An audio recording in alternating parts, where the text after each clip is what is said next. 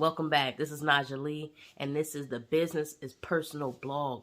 All new, redesigned in video format. That's going to be better for you, better for me, and that way we can keep it more consistent and more frequent. What are we talking about here? Business is personal. First of all, let's approach the elephant in the room. Business is personal. People always say, you know what? It's business. It's never personal. If you ever started a business, if you ever had a business, if you've ever invested in a business, if you've ever nursed a business, if you've ever birthed a business, it's personal.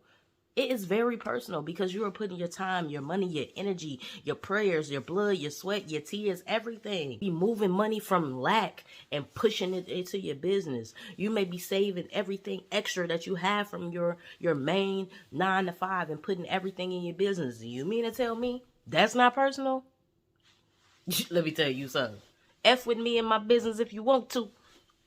Now I'm going to show you how personal it's going to get. Hey, but look, no.